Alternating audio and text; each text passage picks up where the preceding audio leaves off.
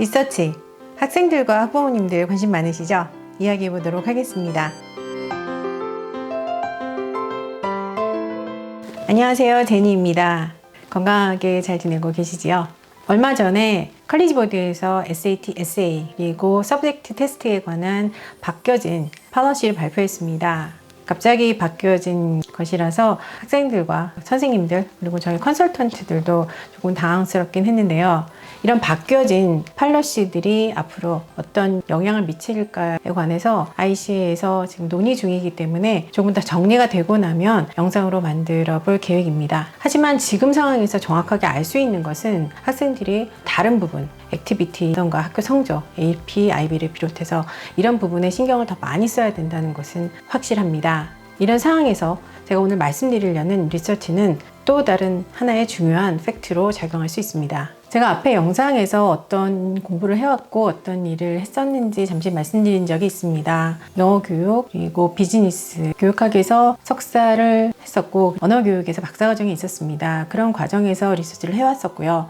인스트럭셔널 디자이너, 한국말로 굳이 바꾸자면 교수 설계사로 일을 하면서 이 리서치 하는 교수들을 도와왔었고 지금도 대학 근처에서 패컬티 분들이 리서치를 하시는 것을 많이 보고 있습니다. 리서치에 관해서 말씀드리는 이 영상들, 제가 경험한 그리고 제가 배운 리서치에 관한 것을 베이스라인으로 하고 있기 때문에 학생들과 학부모님들께서 리서치에 관해서 이해하시는데 그 도움이 되리라고 생각됩니다. 먼저 리서치는 왜 필요한지에 대해서 이야기해 보도록 하겠습니다.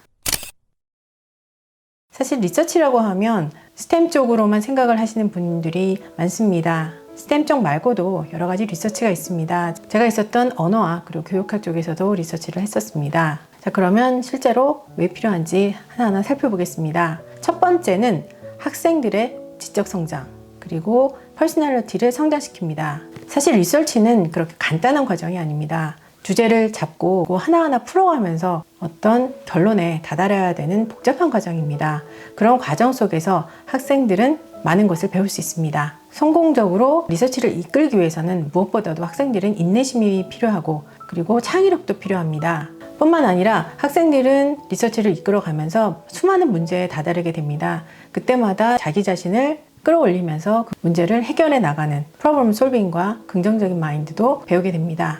이러한 퍼스널리티를 발전시키는 것 이외에도 학생들은 지적으로 많이 성장할 수 있습니다. 리서치를 해 나가기 위해서는 학생이 알고 싶은 그 문제만을 단지 해결하는 것이 아닙니다. 그 문제를 해결하기 위해서는 학생은 그 분야에서 나와 있는 문헌을 다 찾아봐야 됩니다. 그런데 그 문헌을 찾는 것이 그렇게 간단하진 않습니다. 그 문헌을 찾고 충분히 읽기 위해서는 학생들은 그 분야에 나름대로 전문가 수준은 아니지만 충분히 알아야 합니다. 그러면서 지적으로 intellectually 성장하게 되는 것이지요. 따라서 복잡한 것을 이해할 수 있는 사고 능력과 분석 능력 그리고 critical thinking, 비판적인 사고 능력도 키울 수 있습니다. 그리고 학생들이 대학교의 랩이나 아니면은 서머 캠프, 앞으로 더 자세히 말씀드리겠지만 그런 곳에서 실험을 하게 된다면 다른 사람과 충분한 의사소통을 하고 팀워크를 해야 합니다. 그런 과정에서 학생들은 커뮤니케이션 스킬, 그리고 의사소통 능력, 그리고 팀워크 그런 능력도 키울 수 있습니다. 두 번째,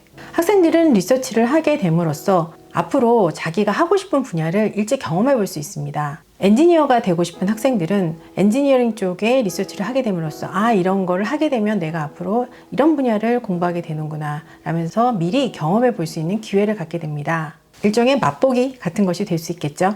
그래서 리서치를 통해서 학생이 더 많은 관심을 가지고 앞으로 더 나아갈 수 있는 기회가 될 수 있고 내가 어떤 부분에 더 관심이 있는지 어떤 부분을 더 하고 싶은지 실제 경험을 통해서 알 수 있게 됩니다. 이런 것이 또 리서치를 하게 되는 장점이 될 수 있지요.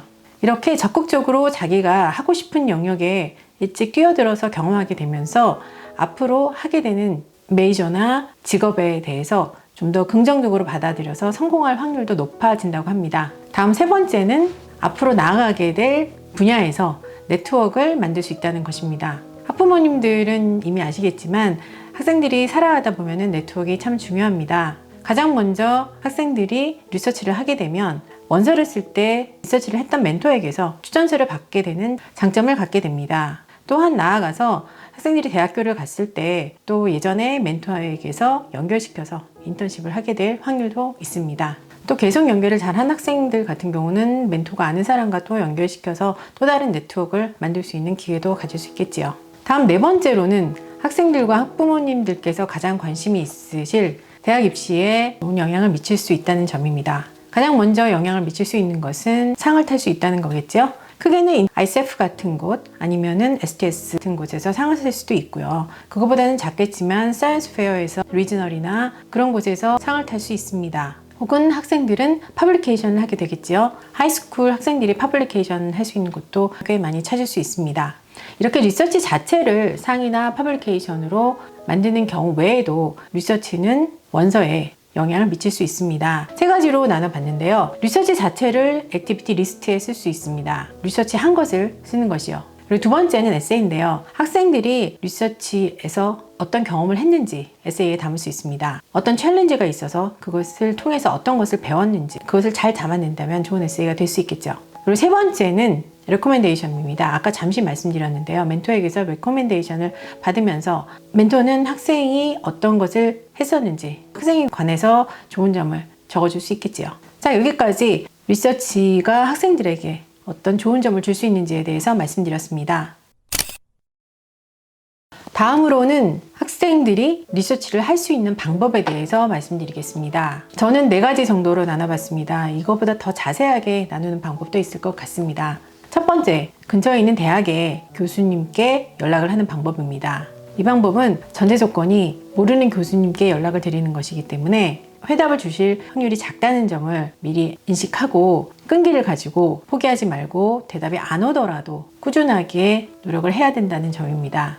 근처의 대학의 웹사이트를 들어가서 학생이 관심 있는 과에 관심 있는 연구를 하시는 교수님을 찾습니다. 많은 대학교 교수님들이 리서치 어시스턴트들 아니면은 포스트닥 박사를 끝내고 연구원이죠. 연구원들과 함께 연구실을 하고 계시는 분들이 많습니다. 내가 관심 있는 분야에 연구를 하시는 교수님을 찾아서 그분께 연락을 하는 방법입니다. 하이스쿨 학생이 연락을 하면 대부분의 교수님들이 답을 안 해주실 확률이 높습니다. 답신을 받기 위해서는 학생이 충분히 노력을 했다는 증거를 보여줘야 됩니다. 여기에 관해서는 다음 영상에서 조금 더 자세히 말씀드리도록 하겠습니다. 두 번째 방법은 첫 번째처럼 모르는 교수님한테 이메일을 보내는 방법보다는 조금은 구체적입니다. 이미 알고 있는 루트를 통해서 리서치를 할 수 있는 방법을 찾는 것입니다. 리서치 캠프를 비롯한 썸머 캠프에서 리서치를 하는 방법이 있습니다. 또한 근처 가까운 대학에서 수업을 듣습니다. 수업을 듣고 난 다음에 그 수업을 하신 교수님께 부탁을 하는 방법이 있습니다. 이 경우는 앞에 첫 번째 말씀드린 경우와는 조금 다르죠. 그 교수님을 이미 알고 있는 상태에서 말씀을 드리는 거기 때문에 조금 더 가능성이 높다고 볼 수 있습니다. 다음 세 번째는 자기 혼자서 인디펜던트 리서치를 하는 방법입니다. 다시 말씀드리면 멘토 없이 혼자서 리서치를 하는 방법입니다. 이 리서치 방법은 장단점이 있습니다. 혼자서 하기 때문에 다른 사람의 영향을 받을 필요가 없고 또 시간 제약도 받을 필요 없이 자기 마음껏 스스로 할 수 있습니다. 하지만 단점이라고 하면은 문헌 연구 등의 것을 할 때 멘토의 도움이 없기 때문에 전문가들만 볼 수 있는 아티클을 보기가 힘든 면이 있습니다. 이 면도 다음 영상에서 조금 더 자세히 말씀드리겠습니다. 혼자서 리서치를 하는 학생도 꽤 많습니다. 이렇게 혼자 한 리서치를 로컬 사이언스 페어에서 심사한 교수의 이야기를 들은 적이 있는데요. 혼자서 이렇게 했다는 거를 높게 평가했었습니다. 그런 면에서 장점이 있다는 것도 말씀드리고 싶습니다.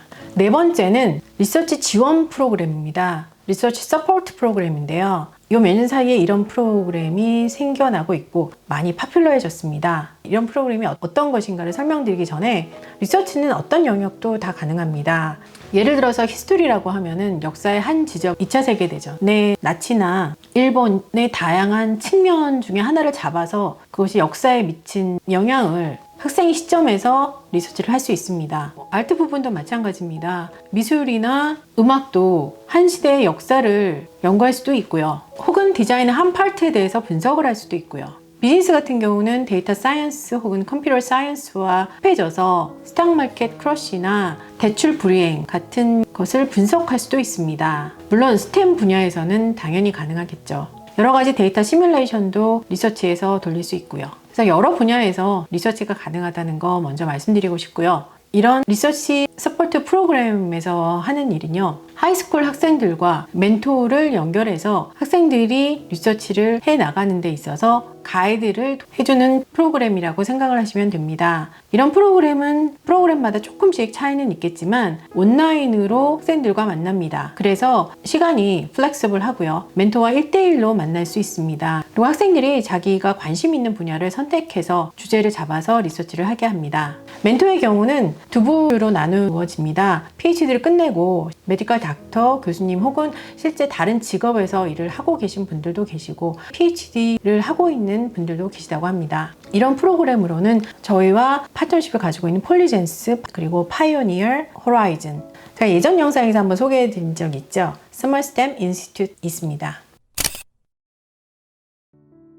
리서치는 학생들에게 여러 가지 면에서 중요합니다. 단지 대학을 가기 위해서가 아니라 앞에서 말한 4가지 리서치를 하는 방법, 어떤 것도 좋습니다. 어떤 방법을 택하든지 간에 학생이 주도해서 리서치를 이끌어가는 것이 중요합니다. 그것이 대학이 찾는 바이고 그런 학생들이 주인의식을 가지고 자기 앞으로의 삶도 계획해 나갈 수 있고 또 그런 학생들이 행복하게 앞으로의 동기부여도 해 나가면서 더 잘 되지 않겠습니까? 또 그런 학생들을 보면서 학부모님들도 행복하게 뒤에서 서포트 해주실 수 있으시고요. 자, 오늘 여기까지 이야기 마쳐보고요. 다음 시간에는 리서치의 멘토에 관해서 조금 더 자세히 이야기해 보도록 하겠습니다. 건강하시고요. 다음 시간에 뵐게요. 감사합니다.